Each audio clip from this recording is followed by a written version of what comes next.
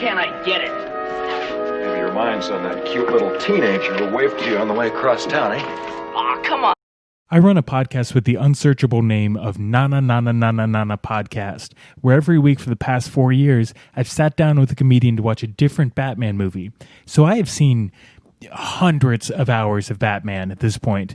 And when people hear that, they usually ask me something like, what's your favorite Batman movie? Or who's your favorite Batman? No one ever asks, what is the worst Batman movie? Because everyone always assumes the answer is Batman and Robin. 7 million. Never leave the cave without it. Batman and Robin, the 1997 film starring George Clooney and Chris O'Donnell, was a box office bomb, grossing only $238.2 million on a budget of $285 million, tanking the 90s Batman franchise and ending plans for a fifth movie, and is widely considered one of the worst movies ever made. But I'm here to tell you there are so many Batman movies worse than this one. Don't get me wrong, that movie is rough, but it's recognizably a Batman movie. He has gadgets, he does detective work, he's not a train, and aliens never force him to dress in women's panties. Before I get into the list, I want to make a quick note about my criteria. I decided not to consider any fan films. There's a lot of really bad ones out there, but you got to keep in mind that they're working without a professional director, professional actors, sometimes even a script, so it's not really fair to compare it to a professionally made movie. For this list, I'm only going to be considering films that were theatrically or commercially released in some capacity. However, that doesn't necessarily mean that they are authorized by DC or Warner Brothers, as we'll see with number 5, The Batman, Let the Gods Do Their Worst. The Batman, Let the Gods Do Their Worst is a Nigerian Batman movie about which I can find almost no information other than the fact that it exists. I'm not even positive it's a movie. Some websites list this as a TV series or a mini-series. It's about 3.5 hours long, so it's certainly long for a movie, but every version of this I could find didn't have any cuts or even an obvious place where a cut would have been. The name of this one is also up in the air. I usually see it referred to as The Batman, Let the Gods Do Their Worst, but I've also seen some people call it The Batman Kills or Return of the Batman. Here's what I do know for sure. It stars James Akabugu in a costume that looks like it was made from spare trash bags, carrying a hockey stick and a magic suitcase full of bats. And when I say full of bats, the bat kills!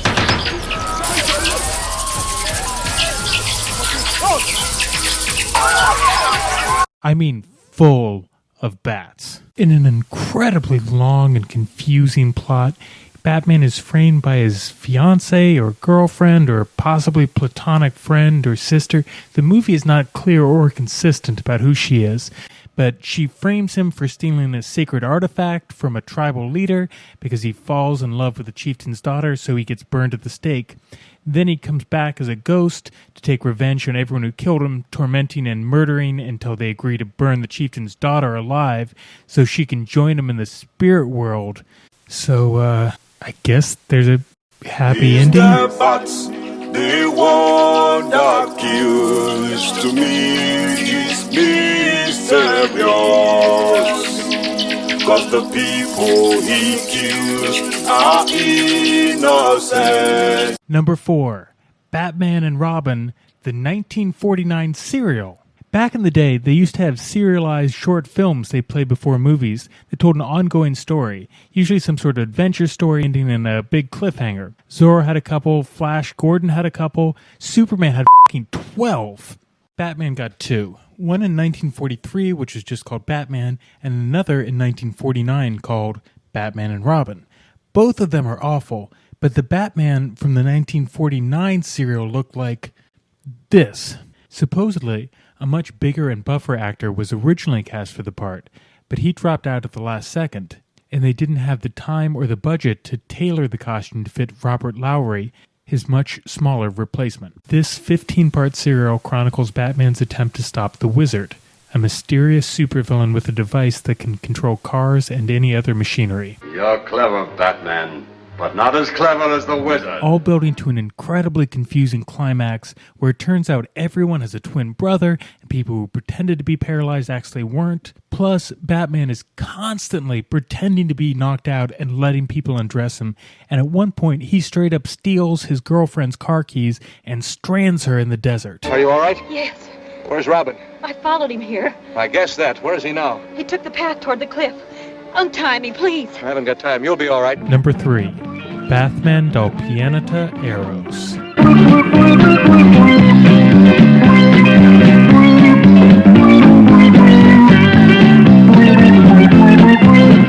Batman del Pianeta Eros is a 1982 Italian porno starring a mustachioed Cape Crusader. I've never been able to find an English language translation of this, so I'm not entirely clear on all the plot points, but near as I can tell, it's about aliens coming to invade Earth, forcing Batman to team up with Commissioner Gordon. The aliens spend the whole movie cuckolding them and having sex with their wives, and forcing them to dress in women's underwear, and even injecting hypodermic needles of God knows what right into their dicks. No, sarà il citofono. Qualcuno è in pericolo, dobbiamo intervenire. Accidenti, stava proprio lì. Number 2. Bat Guano. Et si tu n'existais pas, dis-moi pourquoi j'existerais. Pour traîner dans un monde. I was split about whether to put this one on the list of best Batman movies or worst Batman movies, because I fucking love this one, but everyone I've shown this to has hated it. Plus, aside from the fact that Batman and Robin are both in this, nothing about this feels like a Batman movie. So, congrats, Batman meets Scooby-Doo. This movie just barely stole your spot on the list. Que experiência incrível essa de existir. Bat Guano is a trippy and confusing Brazilian art film. It's a movie that takes place in a post-apocalyptic world where bananas are used as currency. Batman and Robin are retired from fighting crime, although they do still wear the costumes at all times. But now they just sit around watching TV and debating about whether or not their lives have any meaning at all. And they're gay. Did I mention that? A lot of the movie is them cruising for dick.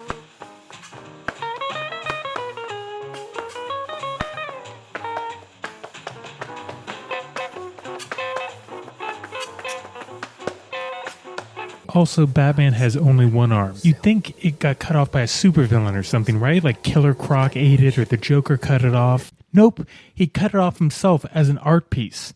A major subplot of the movie is them trying to auction off his arm to the highest bidder. In the end, they find someone who's willing to pay double, but he wants both arms. So the last shot of the movie is Batman having cut off both his arms, sitting there watching TV. I changed my mind. This movie rules. Number 2 is now Scooby-Doo meets Batman and Robin. Great Scott.